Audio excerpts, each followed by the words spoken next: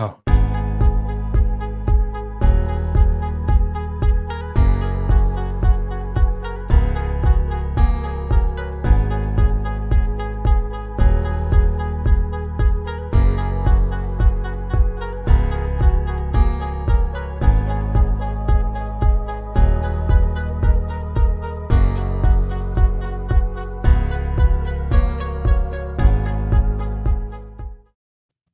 Hey, everybody. Hey now. Hey now. We are here, ladies and gentlemen. Hope everyone's Someone doing who well. follows me now is at Cornelius Travis. And I went to go type in Travis's name. I'm doing my tweet right now. And Cornelius Travis, like, he usurped you. Like that was like my recommended when I started typing Travis. So I don't know, Travis. You gotta work on that. You're getting beat by Cornelius over here. Or I gotta call myself Cornelius. One of the two. I don't know. I don't know.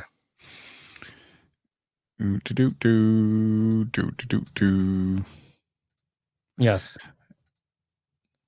Everyone's here. Everyone is here. Good to see everybody.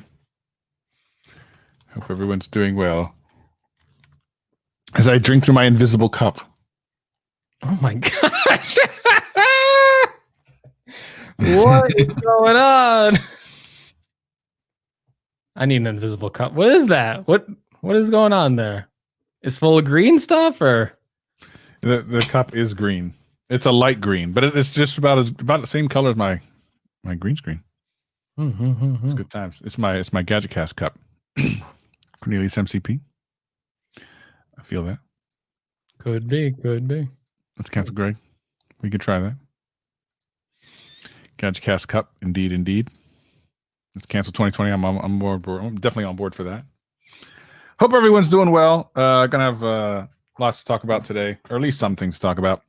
I guess I'll do this. I was gonna put this in the podcast. I mean, I don't know. Maybe I should put it in a podcast. It's just an interesting conversation to have. Because it's like 90 something degrees here today. Oh, which is extra hot. Yeah.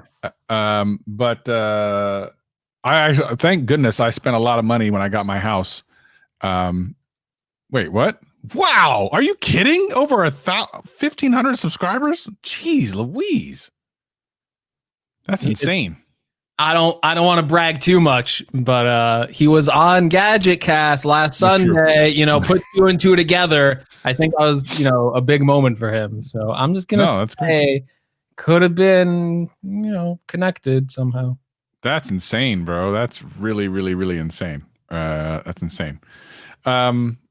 All right. No, so it's super hot.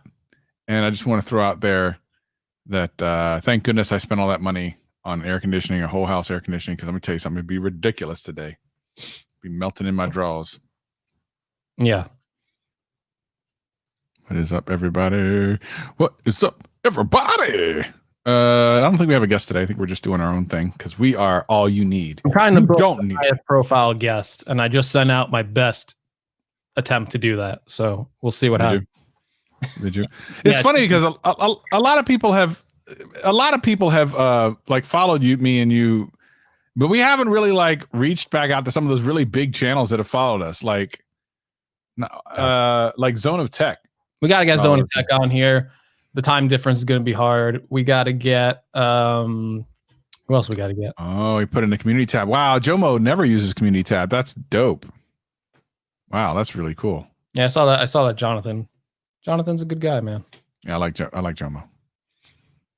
Yeah, good times. Yeah, Jonathan Morrison. Speaking of guests, Jonathan Morrison has promised he will come on the show, so that's eventually going to happen. Not someday, not today.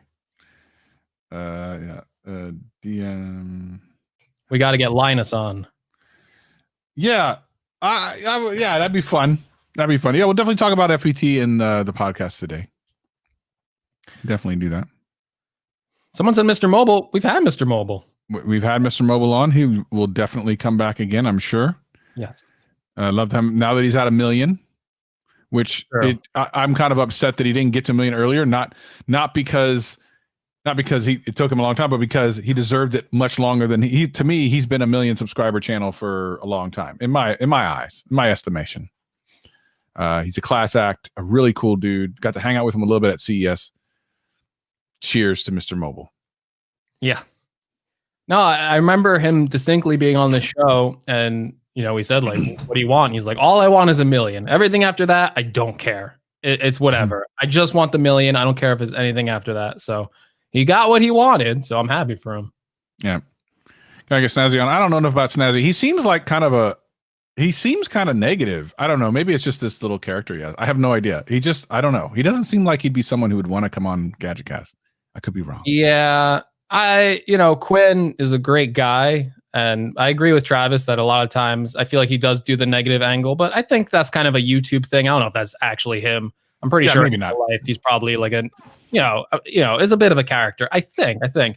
But yeah, I don't know if he'd ever come on. Yeah, we need to get Jack from. We need to get a lot of people from Box Therapy, I guess. I want Willie Do. I don't want Willie Do. Let's start tweeting him. Yeah, I updated. So you got to come on GadgetCast. I don't know who I Update is. Do you know who he is? Yeah, I Update's a pretty cool guy. He would probably come on the show. He's very positive and you want to reach out to him? Personality. Yeah, we could do that. Yeah. Hey, if everyone in the chat wants to have I Update on, just tell him. Just tell us. Someone says 9 to 5 Mac. I was on a 9 to 5 Mac podcast with Zach Hall one time. So. Oh, there you go. Well, it was the Watch Time podcast, not their bigger podcast. But not the good one. Come on, if I have to be honest, he's a nice guy, even though all that beef. But he's still a nice guy. All that beef. That beef. Ellie Tech, he'd probably come on. He's really cool. Justine, that's a hard one. I don't know if we get her. It took Viper forever. Yeah, I mean, it'd be cool. Yeah, we'll talk about FPT here in a second. We might as well start with that. It'll be easier to do if we start the show like that. So let's do that. I just dropped the BC off of the thing so we can get started into the GadgetCast. I can do the countdown again, but that makes no sense at this point. But we could. Farouk iPhonedo, he follows me, so he might come on. Mm-hmm. I don't know why he followed me, but he will. Flossie, yeah, of course. Exercise me. Actually, I think we probably could get Exercise me. I've seen him doing some stuff. Yep. Can we get Greg on the show? Never. All right, let's do this. Let's get this going. I don't know, Travis. Let's see. Hold on. It feels like hold on. I gotta hear something. Wait, how do you? Wait, no. What's happening? Damn it! What happened? Travis, no, don't do that. I'm trying to play it. I know what you're trying to do.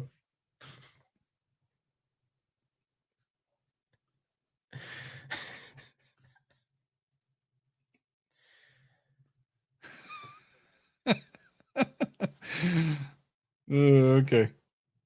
All right. Okay. All right. That would have been a nice little surprise. Okay. Anyway. Yeah. Aaron has been invited from Mr. Who's Boss. Okay. Let's do this.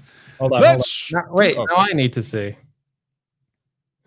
Just that person can't make it today because he's got family things going on. No, he doesn't. Oh, you mean Sarah Dici. Rhymes with Peachy. Yeah. Everyone has some great ideas. All right, let's do this. Buddy. You got everything recorded, set up, ready? Everything ready to go? Is everything great? So we can do this podcast, get this podcast off the ground. Let's do it, buddy. All right, GadgetCast number I don't know in 3, 2, 1, record. Discovery's 4 computers now have primary control of critical vehicle functions. 3, 2, 1, 0, 0.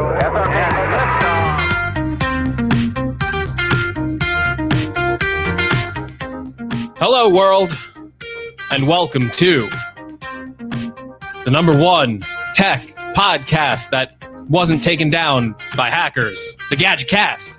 My name is Gregory McFadden, joined always by my co-host Travis MCP. Space travel. That's right, baby. Space travel is back. We in here doing it big. Hope y'all enjoying your week. GadgetCast is back with another exciting edition. So good to see everyone in the chat, and of course our live streaming people here, and of course the audio podcast who we love. We want to give you hugs and kisses. Yes, everything that Travis said, 100% agree with. We do want to give the audio listeners hugs and kisses. Unfortunately, because of COVID, I can't do that. But otherwise, I think I'd be game. I think I'd be game for it. Yeah, I mean, as Greg just said, we are the most unhacked podcast in the world. But let me tell you something right now. Let's talk about one of the most hacked tech channels in the history of YouTube. Jernzo is back. Hey, what's up, Jerno? I'm here. Can you hear me? Yes, we can hear you. Not too Okay. bad. How you doing, player? I'm good. I'm getting this limes. I'm going to cook Limes. steak. It's going to be great. This Love it. house. Whoa, what is that? Is that a TV no. on the? What is? Let me see that. Go back to that. Was that a TV on the wall? Yep. Wow, See it? Look at. Hang on. Look Beautiful. at this. Look at this. that's a beautiful TV. That's a dog. Wow, That is you a have a dog? That's a fireplace. Fireplace. That is the fireplace. Here's another dog. Double dog. Another dog. How you get two dogs? My cats are somewhere. Hang on. Let me look. Let's see if I can find them. Is the connection okay? Yeah, no, it's great. Hey, man. Is there a dog in here? Cat? Damn, how many rooms do you have, Jernzo? Jesus. A couple. I don't know where the cat is. I don't know. No cat? Oh, the cat that usually scratches on you and stuff? Yep. Is there one over here? Hey, man, what? Oh, there it is, a cat! Aw. There's the cat. There's a studio up there. Oh, is that There's where a you're cat. going to start doing? Well, I guess you do FPT 404 up there right now. Yep. Hang on, I think Let's It's talk not- a little bit about that harrowing finished. experience. Let's talk a little bit about the harrowing experience. Everyone's talking in the chat. We miss you. Actually, for the last week and a half, we've been Did you getting black- so many messages. Blacker? Oh, there's. Oh, Nice. what the hell is? Oh no. What's going Studio. on? Oh, that's nice. I like the Yep. That's studio. nice. High ceilings. Important. Look at that. Yeah. He's got a All right. teleprompter. Dang. All right. Yeah. So look, everyone's Yeah. happy to get you You back. got the tour. We've gotten 1,000,001 questions about how things were going. Tell us just real quick Okay. about all the weirdness that happened and where we are at this moment as of today. We are recording on Sunday. Anyone who's listening to the podcast may not know what's going on with FPT. Tell us real quick. Got hacked. Channel got deleted. First, the hackers took all the videos out, and then the channel got deleted. So we've been posting an episode on FPT 404, like just random episodes until we got the channel back. Got the channel back. YouTube, like we had to sign a thing for YouTube to take control of the channel. They're basically like, "Hey, make us brand managers, and we'll bring the channel back." I was like, "Okay." So I signed a thing that gave YouTube permission to do all that stuff. They did their thing. They brought the channel back, brought all the videos back, and gave us access to it again. And here we are. Wow. Well, Everything um, mostly is fine. We just don't have our AdSense account is on hold. so you're not So- getting any money for a while. Yep. I shouldn't laugh at that. I apologize. that is Not- accurate. not- Yeah. Not getting money and a nice new house. What a Yeah. winning combination. This is Yeah. great. Timing hackers, thank you so much. I think, I think that's the best time. They Yeah. really got you good. They really must have got your stress levels going.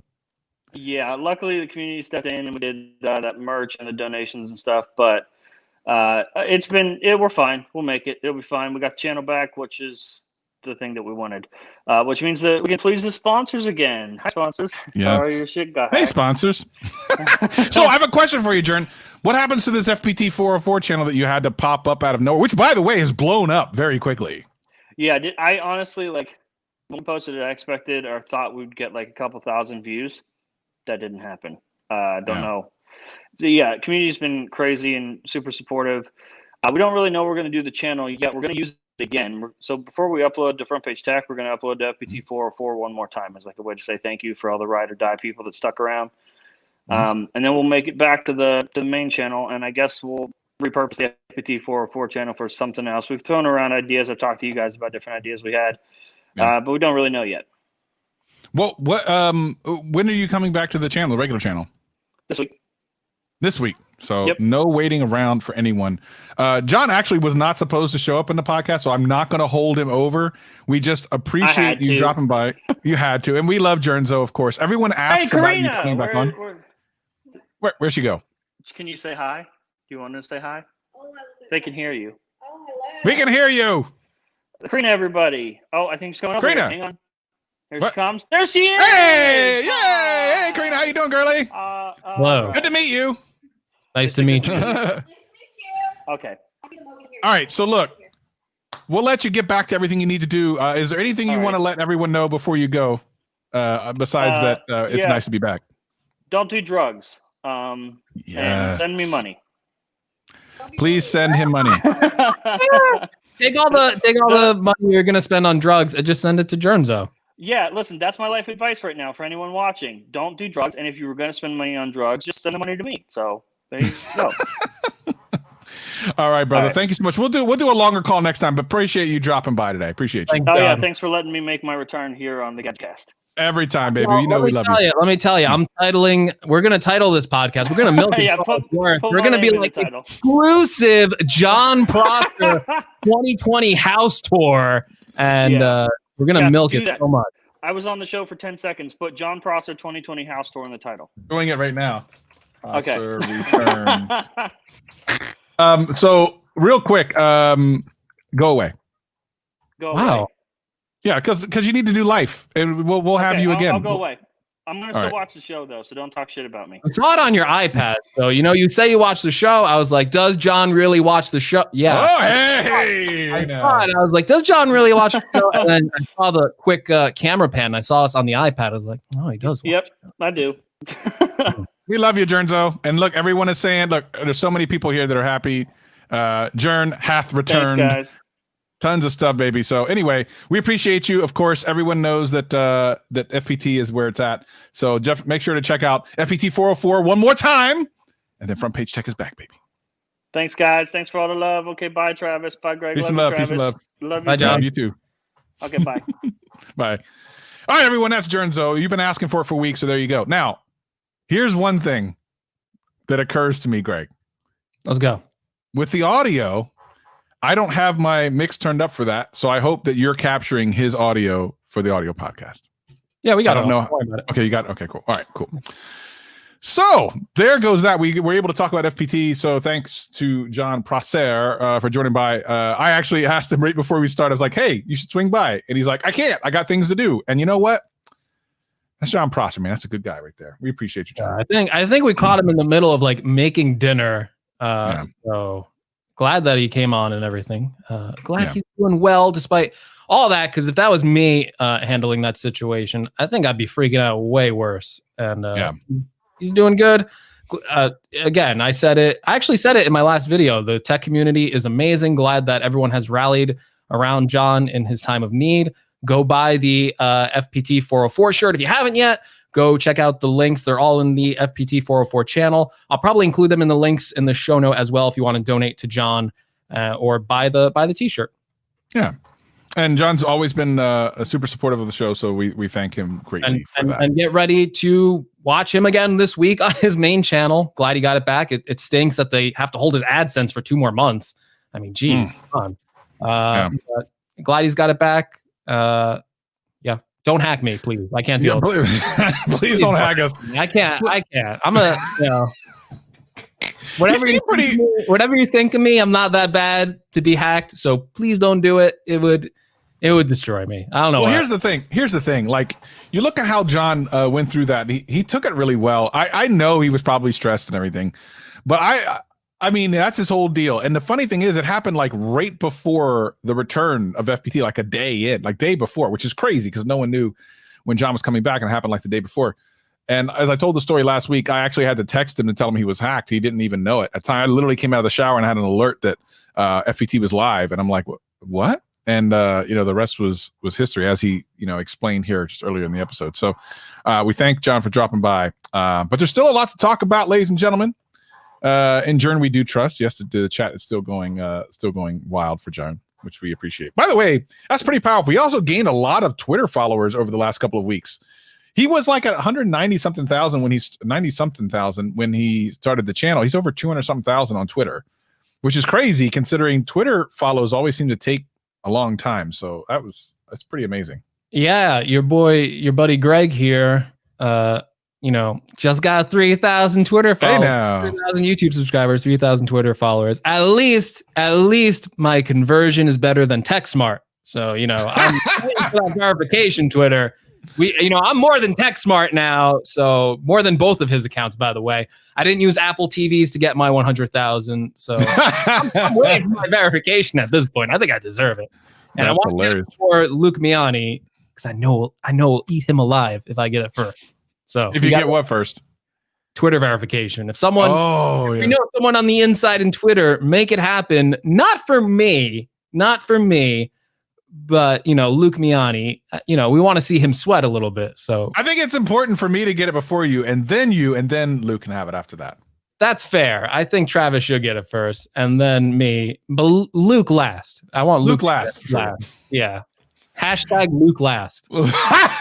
Can we throw that hashtag on Twitter? Because I think that's great. That's literally one of the best hashtags ever. Oh, there's a PT stupid chat. That's such a big super chat. Man, let me tell you something.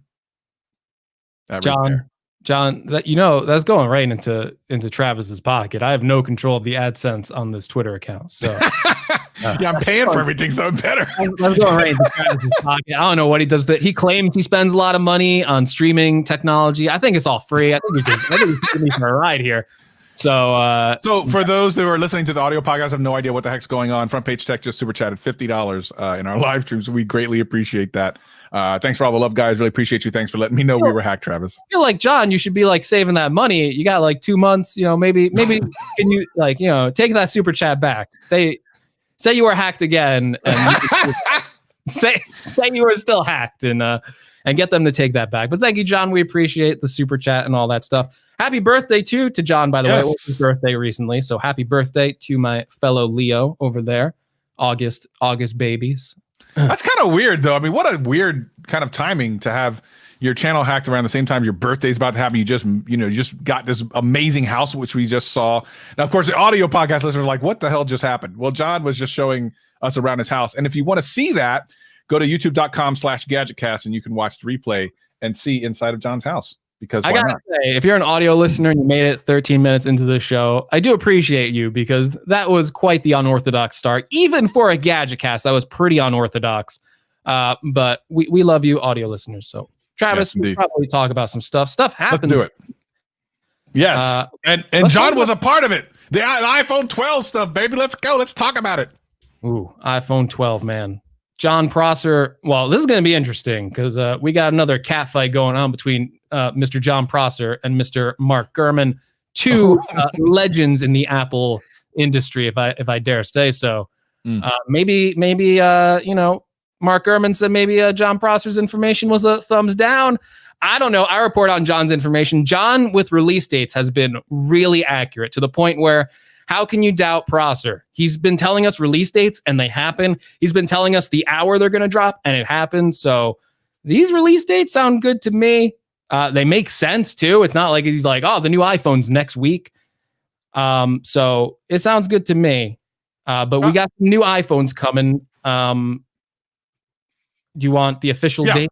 Let's run the dates down so people understand. By the way, I'm still interested in this iPad that was kind of slipped into this tweet that he sent. I'm really interested to see what this thing is going to be, because listen, I might want another iPad. Why not? You want another iPad? I mean, why not? It'll be my one in the living room. I need a new living room iPad. I'm living that life, everybody. Travis does a live tweet every Saturday. The next time before you decide to do that super chat, remember what he just said right there. You need a living room iPad. So there you go. I do. I need a living room iPad. So John was basically saying that Apple has all these weeks internally where they want to release the iPhone. They kind of plan this out beforehand. Apple actually confirmed on their investors call that the iPhone's going to be late. So we actually know that already. John said that from the beginning that the iPhones are going to be delayed way before everyone else. He said the iPhones are going to be delayed. He's been saying it for months and months and months, standing atop a hill. No one's been listening to him, I guess, that these iPhones are going to be delayed, because he said it on our show and we're like, iPhones are going to be delayed. I think there was this little beef with him and Mark Gurman about the shipping delays. And John actually tweeted it out before Gurman. Gurman claimed that it was his story, but John had the receipts and went, no, look at the date here. Mark Gurman deleted his tweet. I think that's how it went. But John basically is saying now that he has the concrete release dates for the iPhone 12. He's saying that the regular iPhone 12 is going to be October 12th for the announcement. Oh, I hope I'm remembering this right. I did a video on it. I think it was like the week of October 12th, probably not the 12th because that's Columbus Day. They'll probably do it that Tuesday, I'm guessing. I don't know if he said that, but he said week of the 12th. I guess John can correct us if I'm wrong here, which I guess would mean pre-orders on the 16th if we're following traditional Apple logic of you do the pre-orders on a Friday. And then the other iPhone, the 12 Pro, isn't going to launch alongside that. That's actually going to launch later sometime in November, and they don't have a concrete release date. The other thing, like you said, was the iPad and the Apple Watch, and this was interesting. John said that those are going to be press releases rather than be in the event, and they are going to be in September, not October. So they're going to press release the new iPad and the new Apple Watch in September. The iPhone is delayed until October, the iPhone 12, and then the iPhone 12 Pro all the way in November.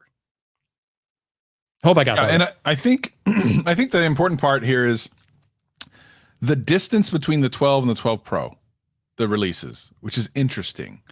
I've seen a couple of rumors. I don't want to like blow up any rumors that are not true as to why they might be so delayed. But at the end of the day, listen, it's coming. It's right around the corner. It's not too long away where the new iPhones are going to be released, and we'll have to see exactly how these come to be. So, we'll finally know how accurate John's sources. So I think we already know they're pretty darn accurate. This is the one though that's been the longest coming, because obviously, like, he got the SE right and a lot of these other things right, but everything to me hinges on this. Like, these releases are the big ones he's been calling out for a long time. Back in March, I believe he talked about the delay. And the delay is happening. We know it. It's Apple even admitted it many months later when people are trying to jump on and trying to take credit for that. Regardless, John's been right about this stuff, and as we've talked to John, he basically has told us he only puts out stuff that he's really, really certain of. There are a tremendous amount of things that he just doesn't release as rumors. Like, it's not like he's releasing everything he hears; he's filtering it. And then you get to see the best of the best. There's a bunch of stuff he hasn't said that that either has come true and isn't important enough, or whatever the case may be. Yeah, and I think the only danger for John here is that he's said this so far in advance, and there's always that angle of like, well, this isn't going to be an actual event; it's going to be a virtual event because of the virus going around.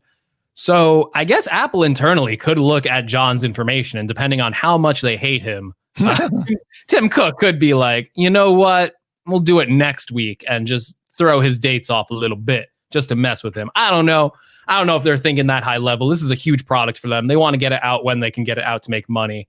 That's the ultimate thing there, not to really spite John. But I guess that's the danger of releasing information so far in advance. Mm-hmm. I feel like you can change it at this point, but I'll say it again. John obviously doesn't have a 100% track record, right? But that's every leaker. Every reporter doesn't get everything 100% right all the time. But John has a really good record. I think, what is that? There's like a website that tracks it. It's like an 80% rating. But I will say this about John. Every release date that he's said has pretty much been on point, or at least like, maybe it's not the release date, but it was announced on that date, or the shipping starts on that date and then it's released like a day later or something like that.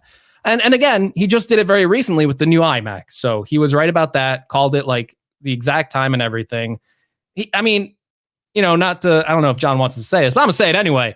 John texted me and Travis that day. He's like, you guys paying attention to Apple today? And that was before he even announced the iMac dates. So he had stuff ready to go. So I believe him on these release dates, and they look pretty accurate to me. I've been following Apple stuff for so long that when Apple says it's going to be delayed and they say a few weeks out, this looks pretty much in the ballpark. Yep. New York R fan forever, $15 super chat. Thank you so much. Love your show. Both your channels from Jonathan in New Jersey. Appreciate you, Jonathan. We appreciate you for sure. Hardcore fan of the show, which we appreciate. Yeah, at the end of the day, like I couldn't, and I really encouraged John after the SE leak to take a break, because we could tell like how stressing it was. to not only be attacked by random people in comments, but then also peers, which I think was probably the most annoying for him. I don't want to speak on his behalf. I probably should ask him that when he was on earlier, but just from what I know of Jon, I think that part kind of, I don't know if it hurt or it was really distressing. Regardless, that's kind of, you usually have support from your fellow creators and stuff. Like that's usually not something you have to worry about. But to be hitting it from every, and then when he nailed it, it's like spiking the ball. And I'm like, all right, take a break, player, take a break. But yeah, we're happy that he'll be back, and hopefully he'll address even more stuff on this coming week's Front Page Tech when he gets back to the regular show. Yes. Amazing. Yeah. All right, so let's talk a little bit about the Fold 2, which I made a video about because that's the video that's actually going to take me back to Android. It'll be the first Android phone. Well, I also had to consider this, Greg. I was thinking about this. I don't actually know if it's going to be my primary phone, even though I would like it to be. iMessage and some other things are just so clutch right now, and I have so many friends with iPhones that things like iMessage are kind of hard to walk away from. And this is a really interesting kind of thing, because I've only been with an iPhone as a main phone since November. Everything before that's been Android. I've never been interested in anything else. I tried it. I'm liking it. Everything that you can do on an iPhone works for me, but I want the Fold because I want to try something new, cutting edge, different. I don't want just another slab of metal or whatever. I don't care about that. The Fold 2 looks just incredible. I'm super excited about it. And even though I know we're going to have to spend way too much money on it, I'm still going to get one. I think you said you were going to get one too. Is that right? Yes, I'm planning on it. I mean, there could be something. If it's like $300,000, I won't get one. But yeah, if it's like $2,000, I'm getting a Fold 2 for sure. Yeah, I think I am really curious as to what the pricing strategy is going to be, because why didn't they announce the price? They have to already know it. The only reason I can think of, there's only two reasons I can think of, and I'd love to hear what you think, Greg. Number one, they're afraid of cannibalizing the Note 20 Ultra, which I do not believe is the case. Or number two, they're interested in seeing how many of the Note 20 Ultras they're going to sell to even know what they can price it at, because they did not sell a lot of the S20 Ultras. It did not sell very well, which should not be a surprise. It was way too expensive. And the Note series has always been more expensive. I believe the pricing structure of the Notes is in actually because of the S20 not selling well. Never has the Note been cheaper than the S series. It's crazy. So I believe that was a direct response to the sales figures of the S20 and S20 Ultra.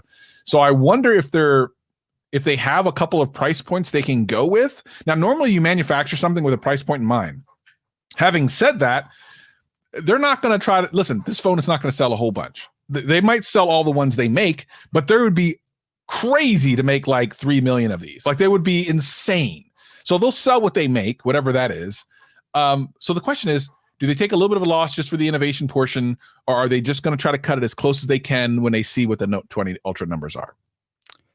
Yeah.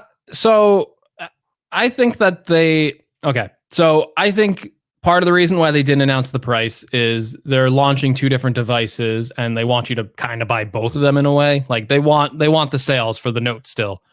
Announcing the price for the Fold 2, if it's a good price, if it maybe, like we heard some rumors, like maybe it starts at $1,700 or $1,800. Maybe that's enough to get people to go like, maybe I won't buy a Note and I'll wait for the Fold 2.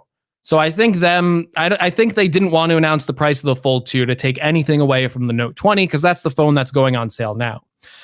Another thing to your point is I think they do want to get it as low as they can for the price point. And I think the bigger issue maybe for Samsung right now is, like you mentioned, this is a product that isn't going to sell in high volume. But that's also an advantage in some ways, because you can start the manufacturing process much later than you would with something like an iPhone, where you got to sell 50 million of them and you got to start making them now.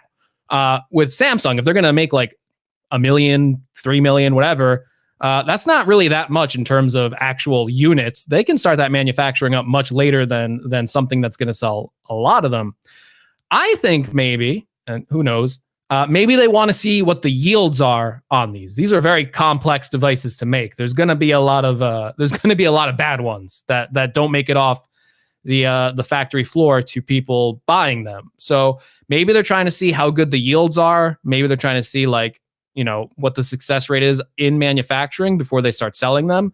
And that could determine if the price is going to be higher or lower. Because if it has a high failure rate in the factory, well, obviously they have to price it higher. They just ate a ton of money with those dud phones. But if the manufacturing's good and they have little problem manufacturing them, well, they can sell it for cheaper. Oh, you're muted. Oh, thank you. I will see what happens. I think ultimately, by the way, let's talk about the Duo. So Microsoft introduced a Duo, which for me, I'm not terribly interested in for a variety of reasons. The price is not entirely exciting for an unproven product by a company that's unproven in this area. So they used to have Microsoft phones, but Microsoft didn't make it. They were like Nokias and stuff. So they had an operating system, but they didn't really have like a phone. They may have come out with one hardware at one point. I don't remember it, which should tell you something. This is kind of them sitting on top of Android. So they picked the right operating system for it.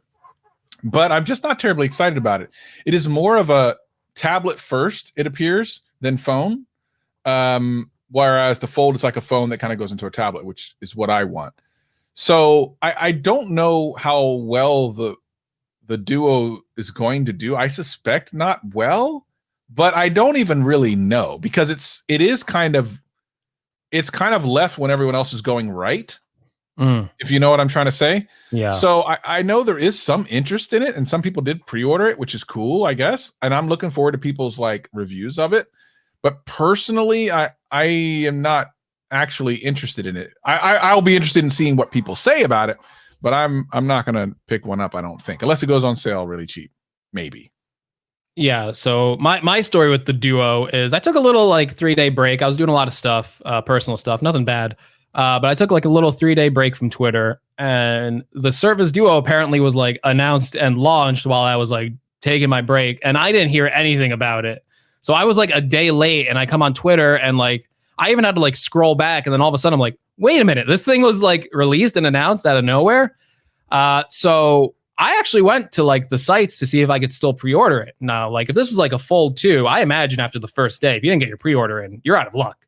That's how it was with the first Samsung Galaxy Fold, right? Like you had to get your pre-orders in quick. This Duo, I came in a day after, and I was still able to pre-order it. Like it wasn't sold out.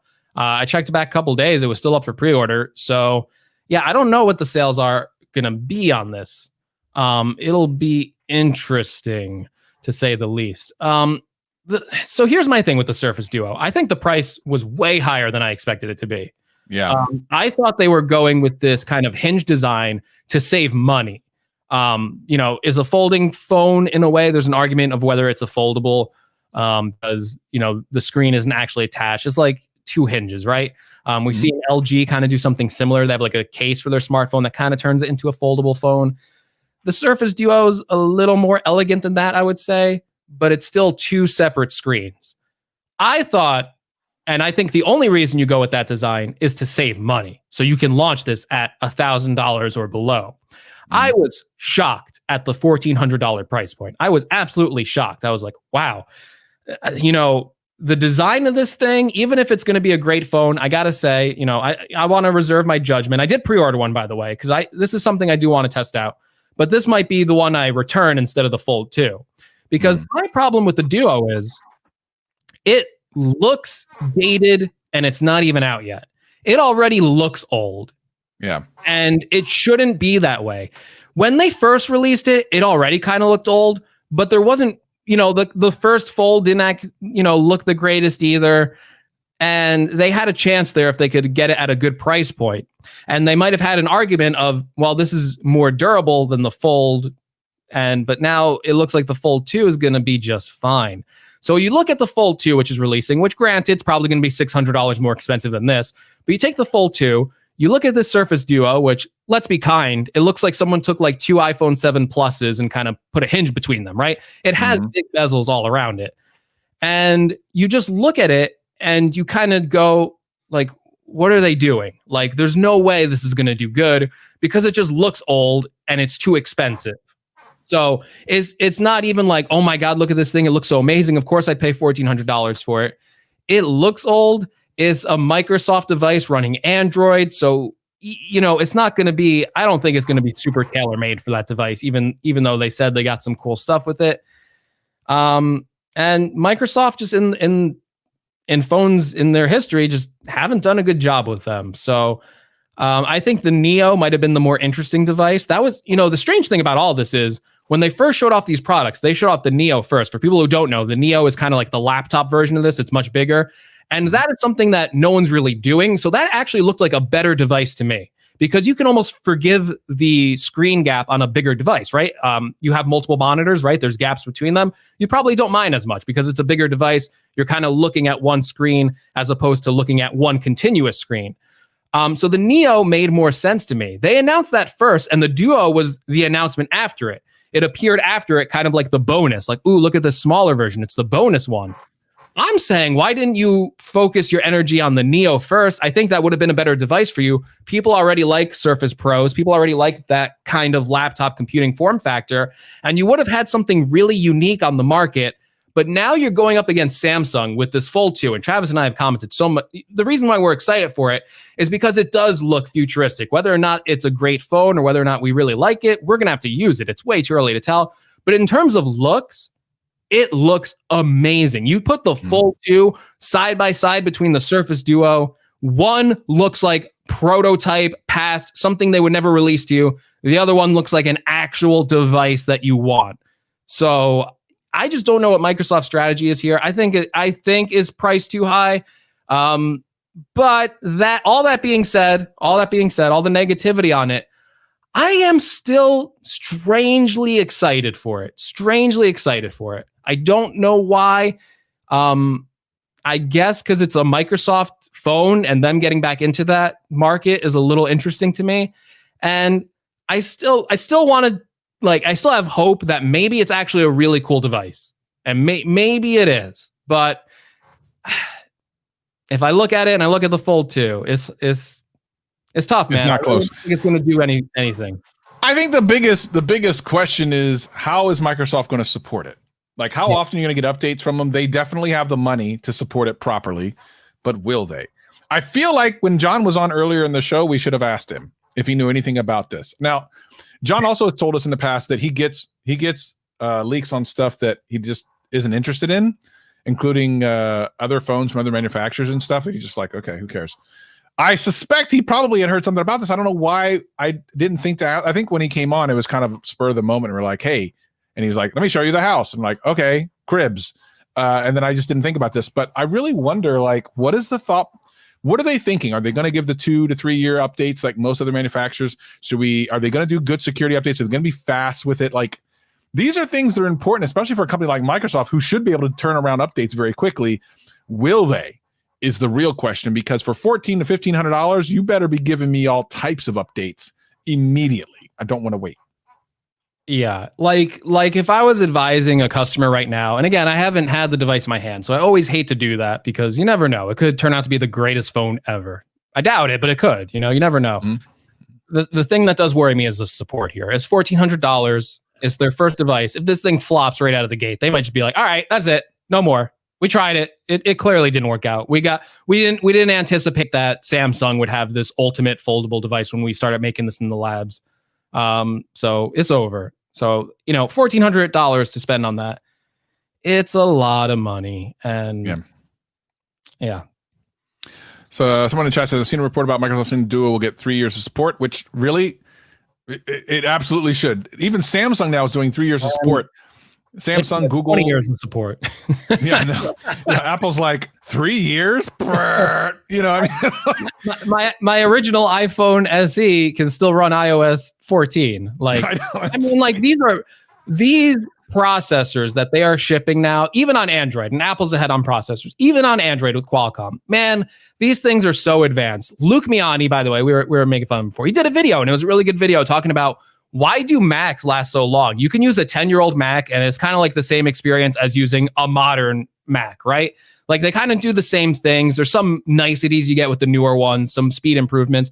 But overall, you can use that older Mac and get a pretty good experience even 10 years later. Now, if you went back in 2010 and used a computer from 2000, you'd be crazy. But the computer industry advanced so much that the upgrades over time got less and less. And that's kind of happening now with phones. Like, you get a phone with a processor today, I feel like that thing should still be running at least 5 years into the future. At least. Probably more. Yeah, at this point, you got phones with more RAM than some computers. Oh. You got processors that are able to do incredible, amazing things. There's no reason you can't support it for more years, other than to force planned obsolescence, which as a company, as a business, makes sense. But Apple's doing just fine by not doing that. So yeah, I'd like to see some more longer tail support on Android. The great thing about a phone is it's in your pocket, and you're going to drop in, it's going to break eventually, or something bad's going to happen to it, and you're going to want to replace it. It's less likely to happen to your laptops and your desktops out there. So the great thing about a phone is I think the main thing to do as these manufacturers is to make the experience as great as possible and to support it as long as possible. Because, you know, if you buy like a Samsung Fold 2 and you get software updates for like 5 years and it's on your third year and it breaks, you might just have that in the back of your head, like, well, Samsung really took care of me. And you know what? Yep. I broke the phone, but I'm getting another Samsung device because they really took care of me. And they were going to support it for a long time. And I could have still been using this phone if it didn't do this, or if I didn't scratch it here, but I'm going to go get another one. So I think support it. I don't know why these Android, I mean, it's bad when you're complimenting Google and Samsung at giving you 3 years of support. Like, people are applauding that, going, look, Google is doing 3 years. And it's like, yeah, that should be like bare minimum, honestly. Right. That's the lowest common denominator, 3 years. I do want to mention, I want to move on to Apple being in the news, which ended up going to Google as well. But let's talk first. Renee Ritchie did a video about this, which I appreciated, kind of explaining Stadia and stuff like that not being on Apple. Because, you know, when the Galaxy Note came out, they're like, hey, Xbox Cloud is going to be on the Note. And all of a sudden it came out that it's not going to be on iPhones, which I'm kind of like, I still don't understand why that's not the case. Like, why aren't they doing that? But it kind of wrapped all into this whole thing with Fortnite this past week. And Greg did a video on this. If you haven't seen it, make sure you go check it out. Talking about that Fortnite tried something. They very obviously tried something. They made a way for end users to get a discount on V-Bucks, which are something you use in-game. And they knew that Apple would kick them off. Now, how do we know that the Epic knew that they would get kicked off? Because they already had a video made and a lawsuit paper written up that they released like within hours of being kicked off of Apple. What I don't think they anticipated was Google doing the same thing. So now you can't get it on Android or iOS. Now, a couple things. Number one, does that really matter too much? I mean, most people already have the game downloaded. Is it that big of a deal? I don't think it's like that big of a deal, although they probably get signups all the time. What's interesting is how does it affect updates to the software? That, I believe, is affected if they're not on the app stores. So it's not like your game stops working, but some functionality might be crippled. And it's funny that Epic is going to war over this. I listen, I feel like, I don't know if it's wrong-minded or not, because they're saying all these companies for the longest time have known that you're going to get 30%. It's their platform. They're getting 30%. And what's happening is, you know, these developers want to be able to charge a certain price for a certain thing. And in order to do that, they have to now kind of add an extra 30% on top of what they want to charge. And that's just the pay to play. That's what it is. It's pay to play.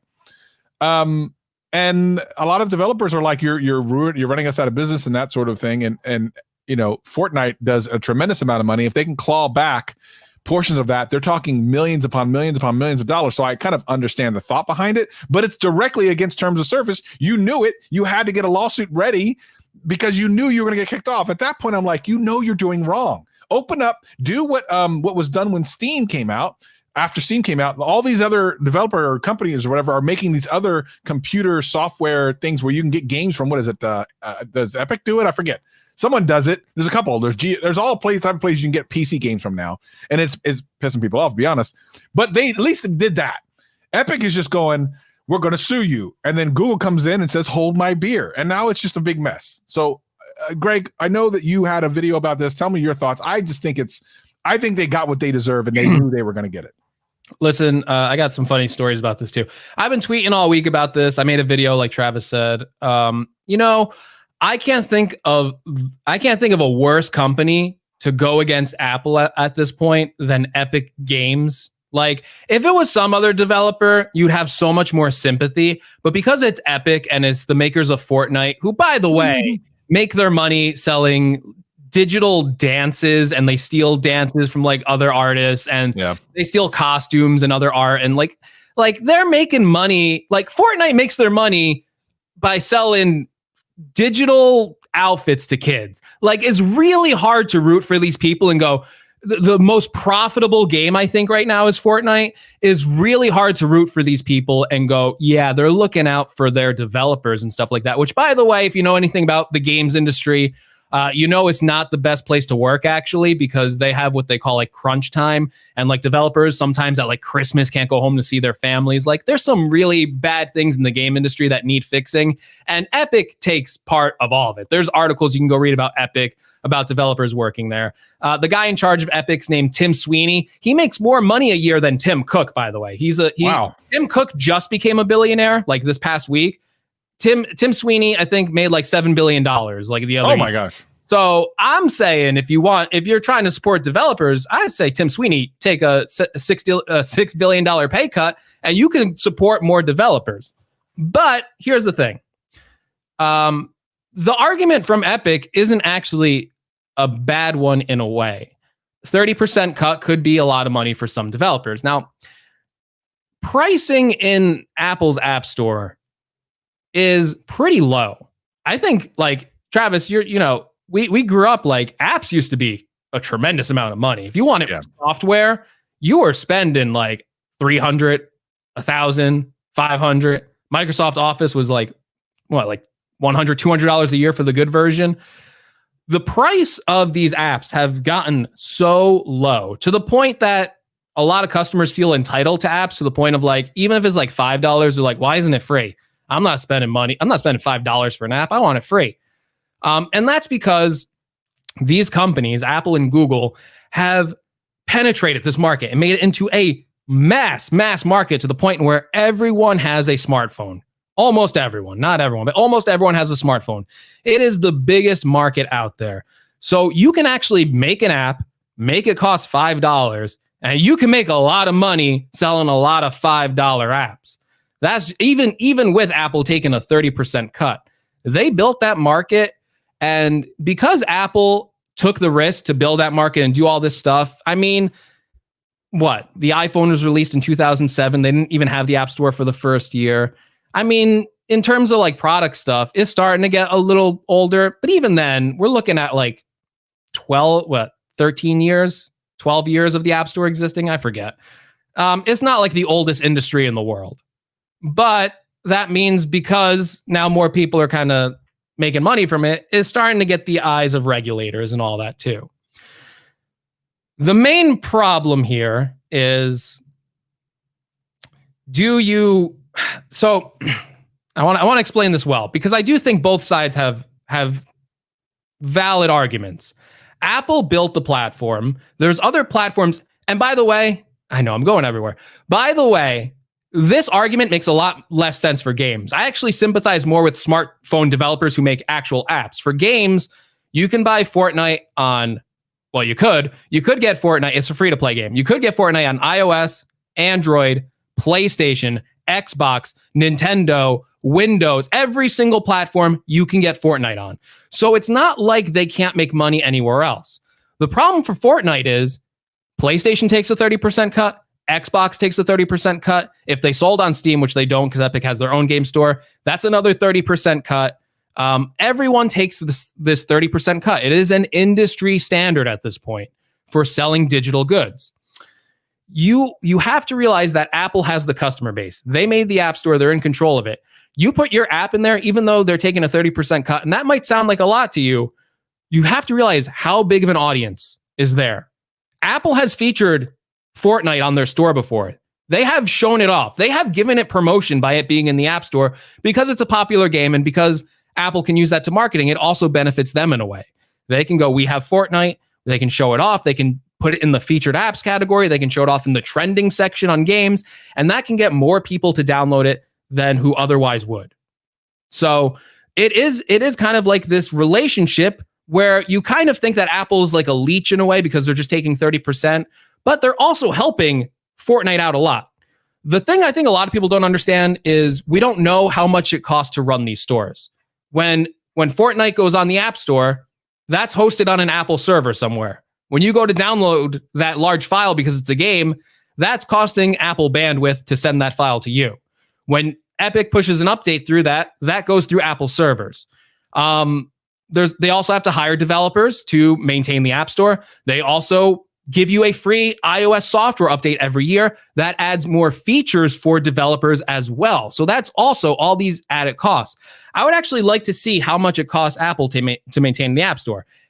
I honestly think they make a pretty good profit. I'm not saying they don't make profit, but some people are saying that Epic should be allowed to put an alternate payment method on there. That is the main issue here.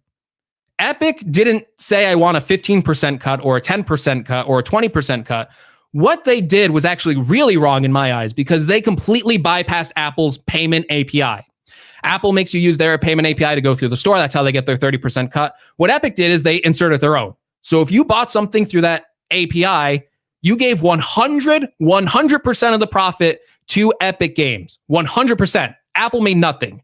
Apple's hosting this app for free. They let you download it for free. They're pushing the updates for free, and they get nothing. That to me is really wrong. That to me is the other side of the argument where I think Epic was really wrong here.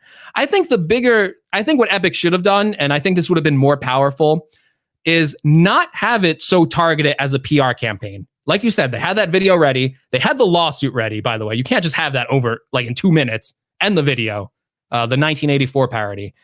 I think Epic would have got a lot more support if they either said, is 30% is too much. We are going to voluntarily take it off the App Store. We're sorry. We really believe in this. We really believe in this. And we're going to take it off the App Store. I think that would have been a better rallying cry around Fortnite. Or just stop the sale of digital goods completely on that platform and say it's just completely free to play. That probably would have hurt Apple way more. And they might have had like a come to Jesus moment where they're like, man, Epic actually won't sell their costumes and they're just going to just give the game away for free and just let people play it. Apple might have been like, well, we're missing out on a lot of money here. How long do they keep that up for? And Apple might have came to the negotiating table and went, okay, maybe we'll do a 20% cut. Maybe we'll do a 15% cut. Something like that. Yeah. I don't know. This whole system of just saying, no, we don't like the rules, so we're not going to do them, I feel was the wrong way to go about it. And I don't have sympathy for Epic Games here. I don't. I do have sympathy for other smaller developers, though, because if you're a smaller developer and you're an independent developer, man, getting 30% of your revenue taken away is hard. Man, I post on YouTube, right? And I know it's not the same. I know it's not exactly the same. I can get revenue other ways. But let me tell you, I make a lot of money through AdSense. That's kind of like the bulk of my money. And YouTube takes what?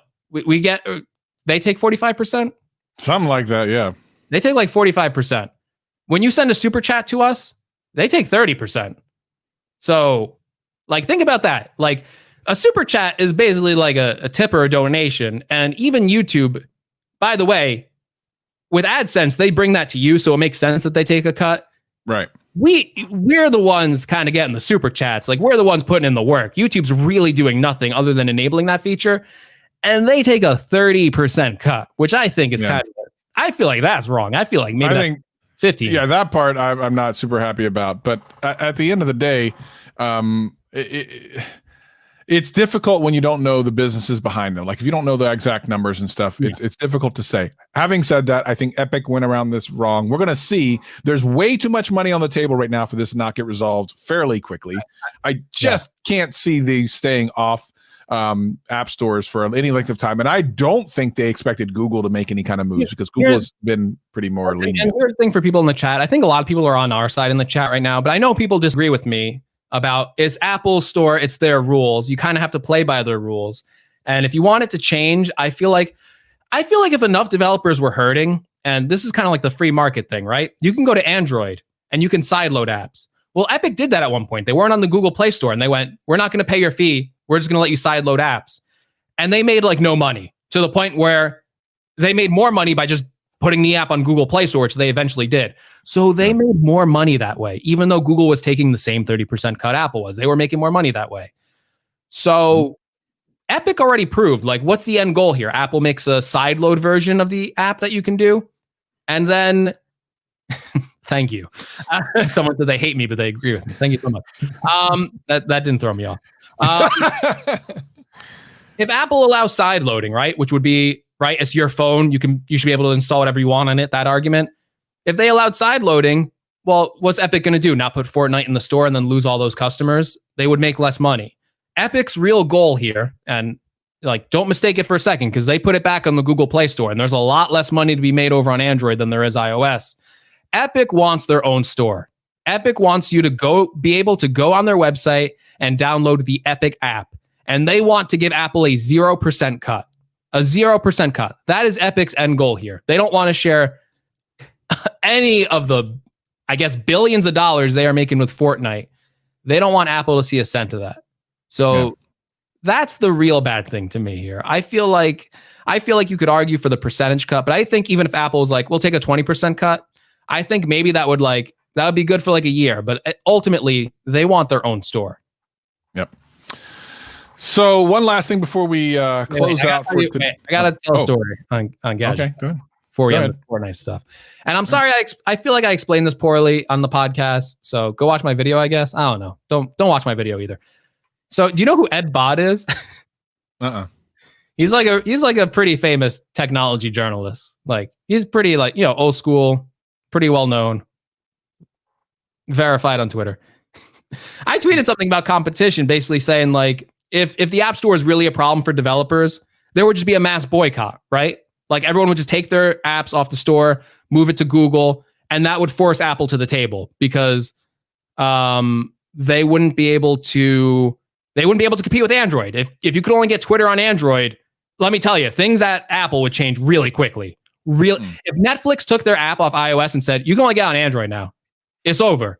Apple would come to the table so quick. People are not going without Netflix and YouTube and all. Like, you could do a giant boycott. And I feel like, to get the developers around it, if it was really unprofitable for developers to be in the App Store, it would get done pretty quickly. By the way, I think developers are probably making more money than most of us here. So, I mean, it's kind of that situation. But Ed Bott retweeted my tweet kind of where I said that, and he goes, "This is staggeringly naive." Cancel now, Greg. You know Greg. I don't have a high opinion of myself, even though I pretend to do on Gadget Cast. So I just tweet back. Right? He's never messed with a Greg internet personality before. I like his tweet and I retweet his tweet. I just go, I agree. Ed Bott goes, I ... don't understand. You've been garged. I say, I agree with your assessment that what I said was staggeringly naive. And he just goes, okay, then. This guy was looking for a fight. I didn't give him one. I think he was very disappointed. That's Greg. If you want to ever diffuse a situation, just go, yes. That's why when people go on my channel, they're like, your content sucks. I just heart their comment and go, I agree. And then you never hear anything from them. That's the best way. You've been garged. It's like Greg is that guy in fights that will just dead body the person. You'll just give dead weight to them. It'll just yeah, it's okay. Just punch me. I'll punch myself and I'll be like, this guy's not fun fighting. The guy punched himself. Oh my God. Well, anyway, this has been a lot of fun. We're going to talk a little bit about on the aftercast. If you are listening to the audio podcast, we appreciate you. But of course, you can always watch what you saw earlier in the program when Jon Prosser joined us and showed us his house and his cats and his dogs and talked about being hacked. You'll have to go to youtube.com/gadgetcast to watch that. That was really interesting. But of course, if this video version of the podcast isn't the highest viewed yet, you got a peek into Jon Prosser's house. I feel like a lot of people want to see that for some reason. I don't know why, but I feel like there's a lot of you out there who want to see that. Exactly. That was at the beginning of the video of the stream today. So definitely go check that out. Of course, if you're listening on audio, we greatly appreciate you, and we hope that you are enjoying your week. But I think that'll do it for us today. We also are looking at some other things we're going to do with the show, which I'm super excited about. The Supercast will be coming soon. We just need a really big event for it. I don't know what, I guess the iPhone 12 event, right, will definitely be the Supercast, right? Does that make sense? That makes a lot of sense, man. We should do that. That makes the most amount of sense. We are going to try to get 600 people between the 3 channels. Yeah, 1,000. And Jon will awesome. Retweet it. He's going to be like, this is the official iPhone 12 cast. He's going to be on it when he's right. He's going to be on it. So he could be like, Herman, I was right. So Jon, set your calendar. We know you're watching. So set your calendar, buddy. You could join us on the iPhone 12 cast. We're going to make it 1,000 viewers over. We're going to try. It's going to be great. Or we quit. So spread the word now, or we quit. Oh, that's it. That's a wrap for us. If you're watching the live stream, Aftercast is coming up next. If you're listening to the audio podcast, thank you so much for joining us. We'll see you again next week. He's Greg. I'm Travis. Computers now have primary control of critical vehicle functions. 3, 2, 1, 0, 0.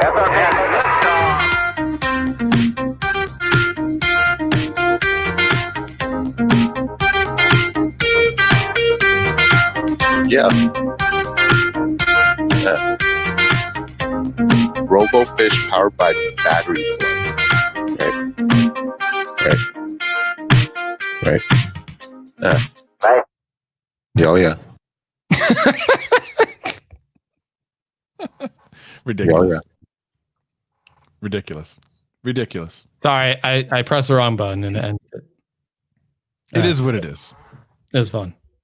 It is what it is. Actually, I didn't get to ask Jon's opinion on Willie Doo. Jon, if you're still watching, have you seen the episodes of Willie Doo? I really wanted your feedback. Oh, yeah. Jon Prosser has a good sense of humor, so he could tell us if that's actually funny or not funny. So Jon, you can message me is the Willie Doo shit funny? Oh yeah, he was. Well, it's fine. Who cares? Willie Doo was awfully signed to our podcast today. Yeah, because we have him in the back.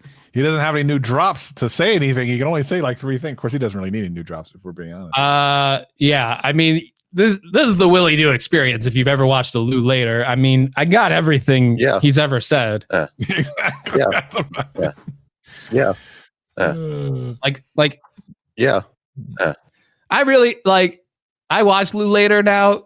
I actually do. I tune in. So sometimes I just want to see that dynamic now because it's just it's just Lou being I don't know, all in his head, and then you just hear. I know, right? Willie, what do you think about that? It's a 20-minute rant, and then it's yeah.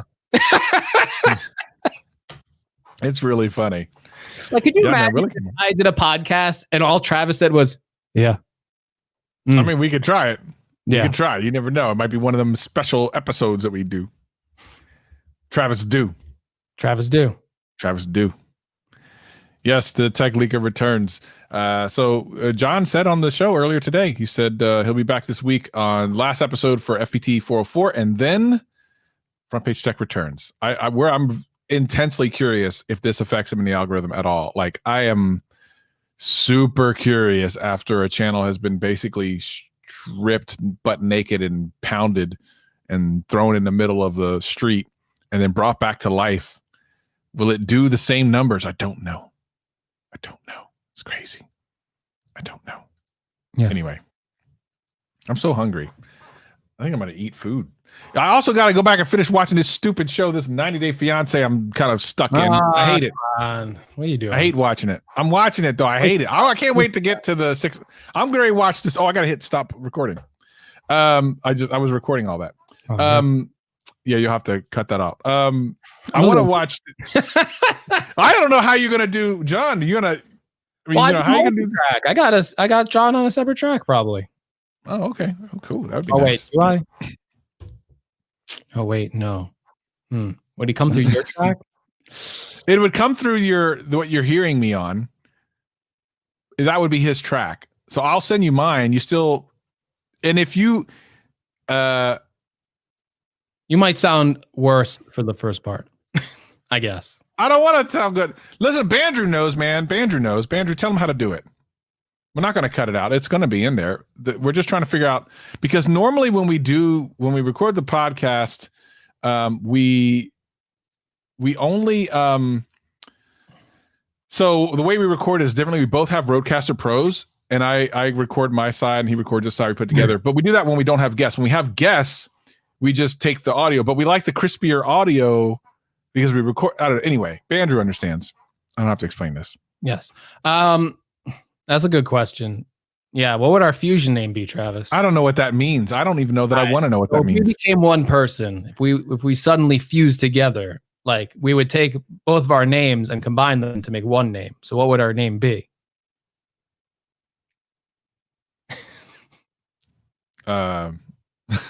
Treg.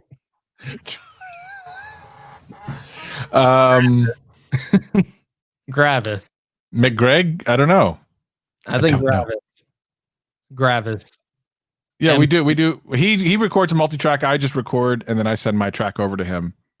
But the problem is, obviously, Gregus. Tragus.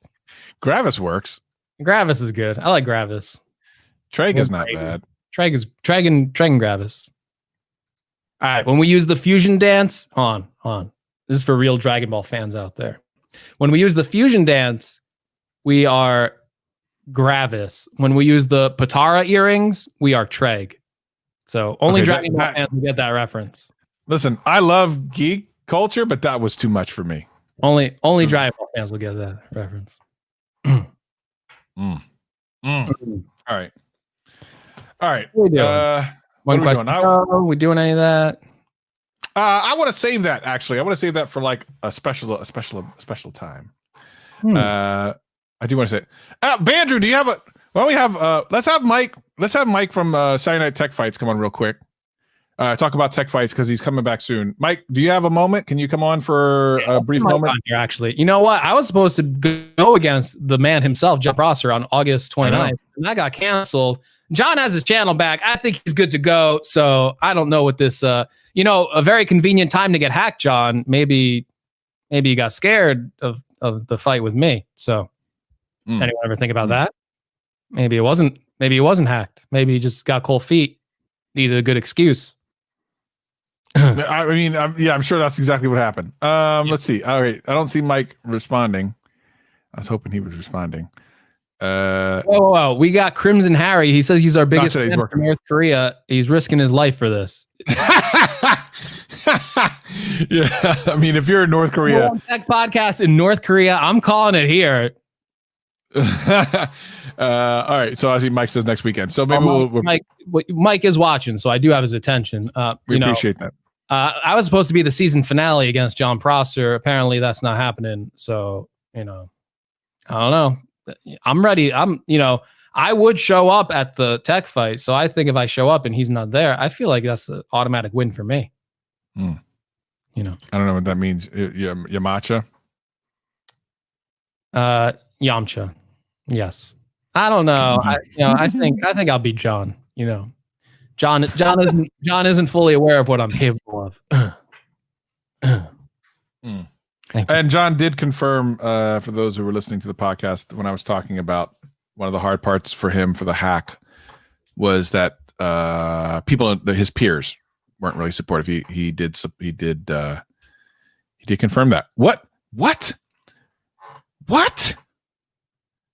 Wow. There you go. That's all you need to know. TechRant knows his stuff too, so that's a good vote of confidence. Wow, Wait, what? You said John's peers weren't supporting him? Yeah, when I was talking on the rant earlier about being stressed out, that one of the things was that not only was he getting, when he was leaking stuff. When he was leaking. Yeah. When John was leaking. I support you, John. I always do. We support John. In turn, we trust. Yeah, we'll see what he says. I'm sure he wants to do it. It's just a matter of getting everything back up to standards now that his channel is back. We'll see what happens. All right. Well, listen, This was Aftercast. It was lots of fun hanging out with y'all. We'll do it again next Sunday because why not? Wait, Crimson Harry says he's an American citizen. He's just stuck in North Korea. I don't know if you should be risking. No. I don't know if you should be. What? Are you on a tour in North Korea? I feel like you don't. Wait. Hold on.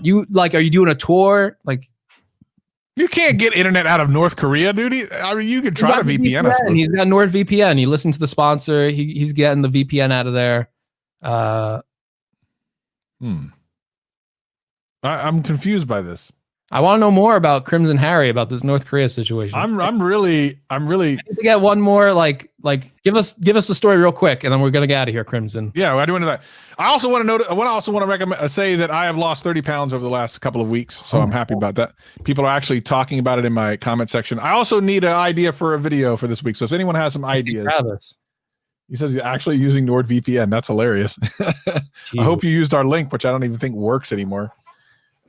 He says he actually using Crimson Harry. Don't risk your life, son. Get out of there as soon as you can. Come back to America. Why is he in there? Why is Crimson Harry over there?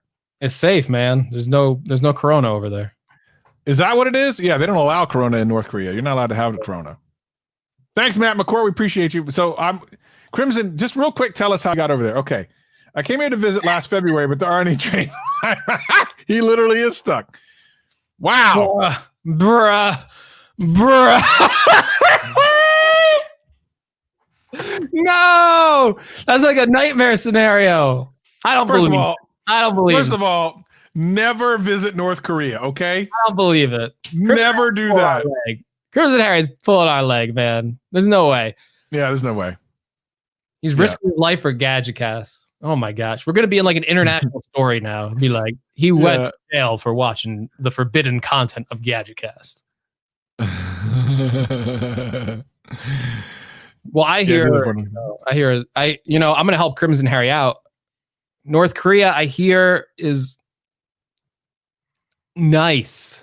I hear it's nice, Crimson Harry. So, we're approved content in North Korea. We never say anything bad about North Korea. It's a nice place. Yeah, I'm not kidding. Hold on, I'm not kidding. The apartment is nice, but I don't know what meat they serve. Well, I don't know if Crimson Harry is for real or not, but it's funny. That's all I care about. Yeah. That's interesting. Yeah, President, you got to give him a pardon or something, man. You got to make this happen. Get Crimson Harry out of there, man. How's that going to happen? Oh my God. Hi, what's this from Periscope? This is Gadgetcast, baby. It's Gadgetcast, baby. It's a tech podcast. Yeah, that's right. President needs to come back, baby. Let's go. Throw in the towel. I defeated Yi. I think he's still running though, so maybe I do have to come back. You would have to finish Yeezy off. All right, look, it's time to go. We're going to do some special stuff on this podcast here real soon. I hope y'all are doing well. I hope you stay safe, kind to each other. It's crazy out there right now. I mean, think of it this way. I'm doing a podcast with Greg from Greg's Gadgets. If that ain't crazy enough, I don't know what else to tell you. But ladies and gentlemen, it's my pleasure to see you again for another week. So from New Jersey and from Washington State, I'm in Greg and Travis. And from North Korea, Gadgetcast says, peace and love. We hope to see you next week. Don't ever go to Korea. It's a bad place to be. All right. Peace.